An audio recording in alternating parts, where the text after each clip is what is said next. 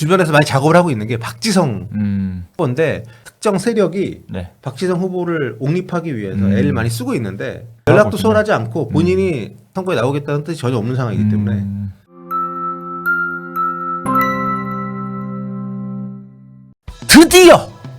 드디어 네 모두가 예상했던 그렇습니다. 그 소식이 전해졌습니다. 심사숙고한다고 했던 분께서 심사숙고를 마치고 사선 연임에 도전을 하겠다. 이렇게 이제 그 대축협회 내부 고위 관계자들에게 얘기를 했다고 합니다. 그래서 뭐 이제 사선이라는 말이 한동안 우리가 또 요 그 이슈에 대해서 너무 당연하게 생각을 했던 것 같아요. 사선, 와 진짜 어마어마하지 않습니까? 사선. 사선이 사실 한국에서는 거의 이루어지기 어려운 사상 최고고요. 그리고 어떤 분야든 그렇죠. 사선을 한다는 거는 두 가지입니다.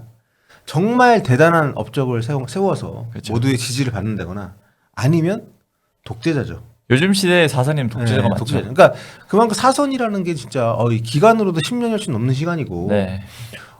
이게 대단히 그 엄청난. 근데 이게 만약에 그 스포츠 공정위원회만 통과를 하면 대항마가 없을 시에는 그냥 투표 없이 그렇죠. 무투표로 무투표로 당선이 되죠. 되는 그런 상황이었기 때문에 어떻게 보면 정몽규 회장 본인이 생각할 때는 애초 계획보다는 상당히 까다로워진 그런 상황이긴 하지만 그렇죠. 어쨌든 일단 여전히 가능성이 높다라고 보고 네. 별 문제가 없을 거라 보고 이제 그런 확인을 다 마치고 이제서야 사선 연임 도전을 공식화하기 직전이다 이렇게 보면 될 것 같습니다. 네, 그렇습니다. 최근에 뭐 시도 협회장이나 이런 축구 관계자들을 만나서 네. 그 분위기 파악을 좀 했다 그래요. 뭐 이런저런 이야기를 들었다고 하죠. 네, 뭐 요즘 안 그래도 그 대중적으로 네. 대중적인 여론이나 아니면은 그 국정감사를 비롯한 이런 이슈 메이커들, 오피니언 리더들의 의견들은 정몽규는 무조건 안 된다 이것이기 때문에 네. 위축이 될 수밖에 없잖아요. 솔직히 쫄릴 수밖에 없잖아요. 그렇죠.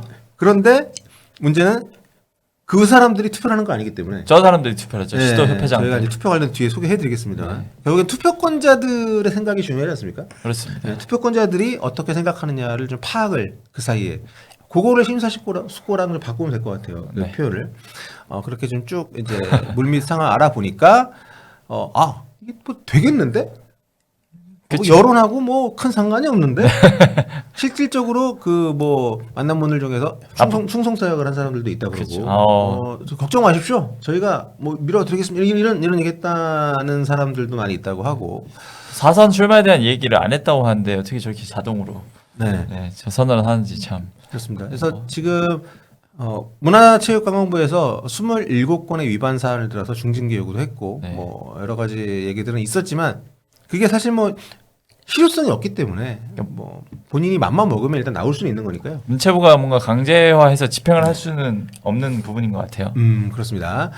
그래서 지금 이제 회장 선거에 이제 일정을 한번 보면 후보 등록이 이제 12월 25일, 26일, 27일. 네, 3일간입니다. 네, 박싱데이 전으로 그렇죠. 이렇게 일정이 있고 선거일은 2025년 1월 8일입니다. 네. 그리고 새로운 회장 임기가 1월 22일부터 네. 이제 시작이 되고요.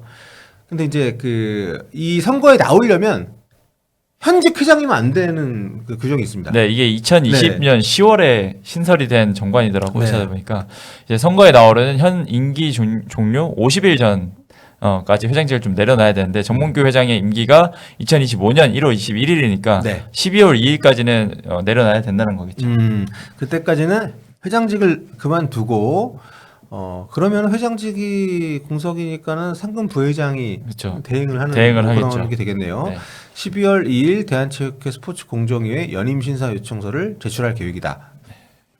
직무대행 시제로 그 뒤로 전환이 이제 되는 것이고 그렇죠. 아무튼 지금 스포츠공정위원회의 심사를 통과를 해야 되는데 네. 뭐 지금 이분보다 훨씬 어떻게 보면 약간 뭐- 더 대장 끝판왕 네, 뭐 좀 최종 보스. 엄청난 문제가 있는 걸로 알려진 이기흥 대한체육회장 역시 이미 통과가 됐다고 하니까 심사 기준 점수를 충족을 네, 했다고 하죠. 그렇죠. 뭐 정몽규 회장도 그 단계에서 지금 차단이 될 가능성은 뭐 극히 미미해 보이기 때문에 뭐 일단 나오는 거는 뭐 문제가 없을 거라고 보면 될 것 같습니다. 뭐 최근 기록을 네. 봐도 그렇습니다. 일단 대한체육회 정관에 따르면 3사원 이상 연임을 하려면 재정, 국제대회 성적, 단체 평가 등 지표를 개량화한 그런 평가 결과들이 따라와야 되는데 2017년부터 설립된 체육회 공정위는 최근까지 연임 심의 대상자 239명 가운데 20명 정도만 부결을 했거든요. 네. 그러니까 통과율이 한 91% 정도 된다는 그렇습니다. 이야기죠. 그러니까 여기를 통과 못할 확률은 9%다. 네.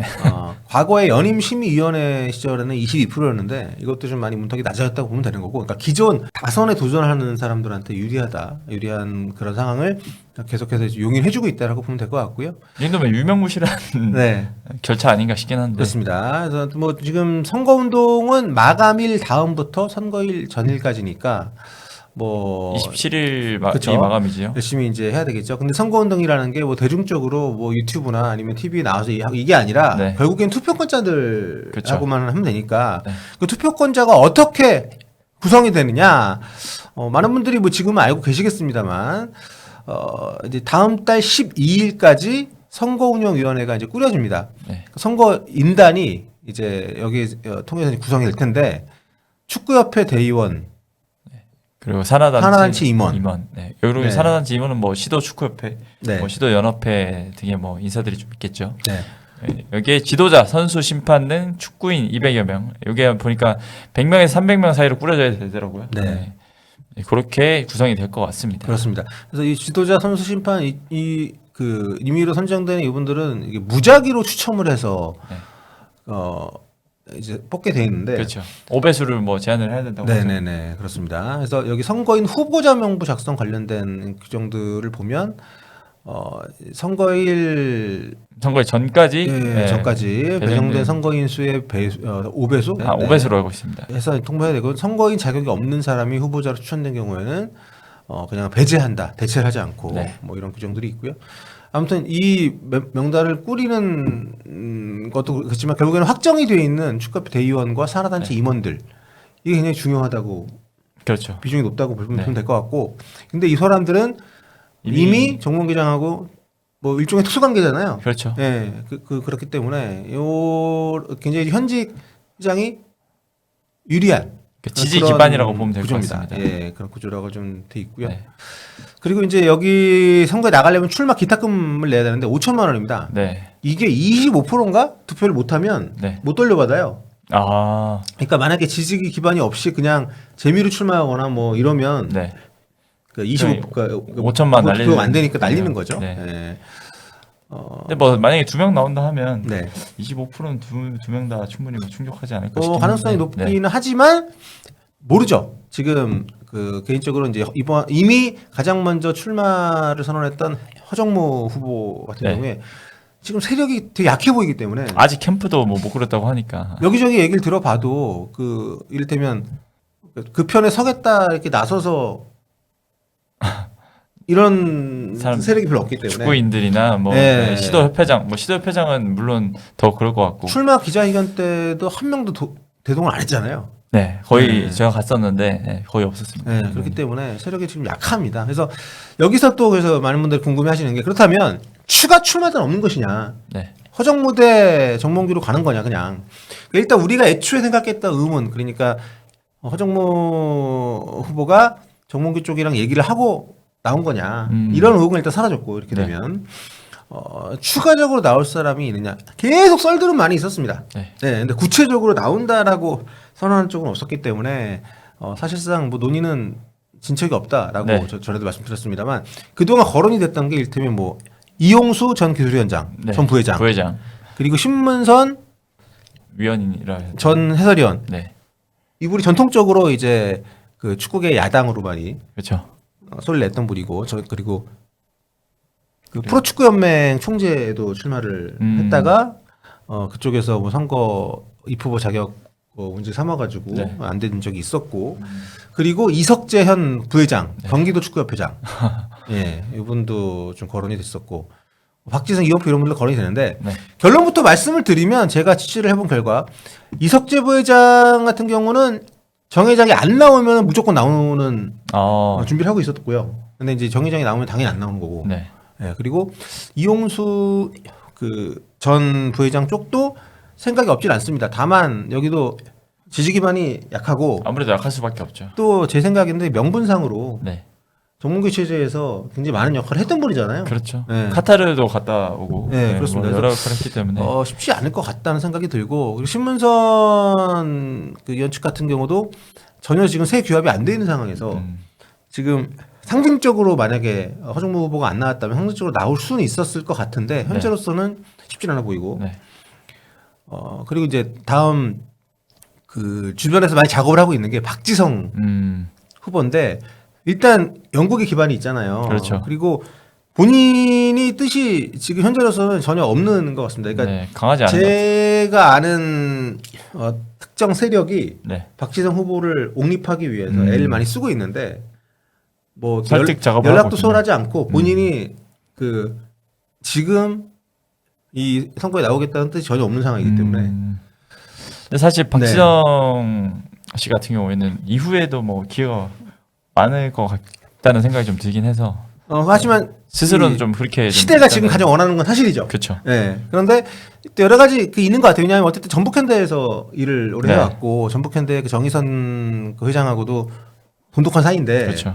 정의선 회장하고 정몽규 회장하고는 같은 현대가고 네. 관계가 많이 있잖아요. 그렇죠. 뭐 친척이잖아요. 네, 진짜이죠.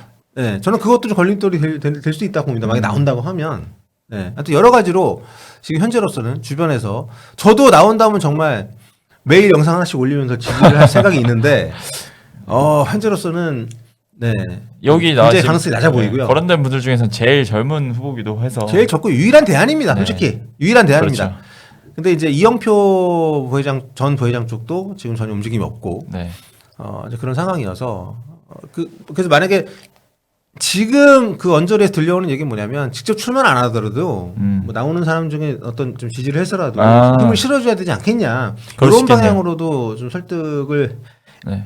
하려고 하는 그런 움직임들이 있다고 합니다. 그 네. 허정무 이사장이 뭐 출마 선언 기자회견 할 때 네. 뭐 이영표, 박지성 같은 뭐 젊은 그런 인재들을 적극적으로 쓰겠다라는 이야기를 했었잖아요. 네네네. 약간 뭐 그런 것도 어떤 메시지 정도로도 볼 수도 있긴 하겠네요. 네, 그렇습니다. 그리고 뭐 박지성 그 레전드 얘기 나올 때마다 뭐 전북에서 뭐 어땠는지 뭐 이러면서 막 이렇게 좀 비웃는 분들이 좀 계시는데 이제 그거랑 이건 다른 거고요. 그렇죠. 네.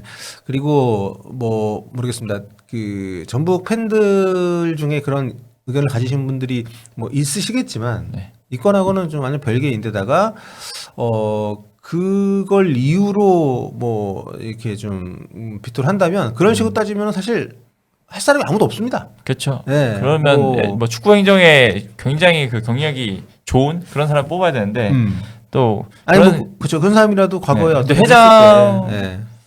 약간 실무자 느낌이라서 그런 사람은 또 회장은 좀 다른 느낌이긴 합니다. 네, 그렇죠. 여론이 원하는 시대 정신은 네. 정몽규를 일단 끌어내리는 거기 때문에 그렇죠. 예, 그러기 위해서 가장 적합한 인물이 누구냐 그게 저는 뭐 나중에 누가 돼서 나중에 어떻게 하느냐도 물론 중요하지만 일단 바꾸는 것 자체의 의미가 굉장히 크다고 보기 때문에 네, 그렇죠. 예, 그런 차원에서 이제 얘기들을 하고 있는 것이고요. 아무튼 뭐 지금 그래서 현재 상태로는 정몽규 대 허정무 이렇게 양자 구도가 사실상 그냥 유력하지 않나.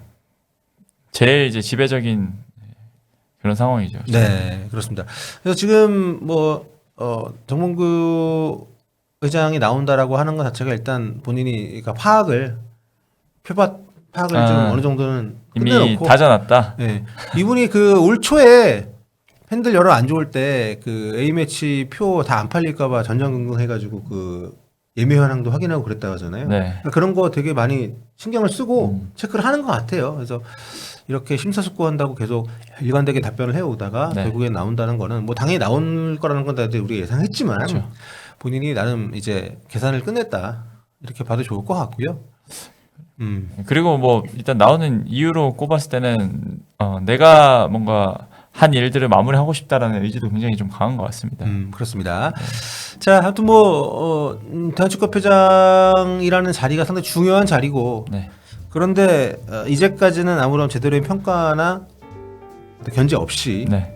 정몽규 회장이 무혈 입성해서 무려 3선을 한 상태이기 때문에 앞으로는 이런 일이 좀 반복되지 않도록 그러니까 설령 바뀌지 않더라도 이런 경험을 했다면 긍정적으로 좀 변화를 해야 되지 않나. 그렇죠. 이런 당위성이 좀 있지 않습니까? 그거라도 좀 기대할 수 있는 거고 일단은 그러기 전에 최대한 변화를 주기 위한 노력들을 많이들 하고 있는 중이다. 네.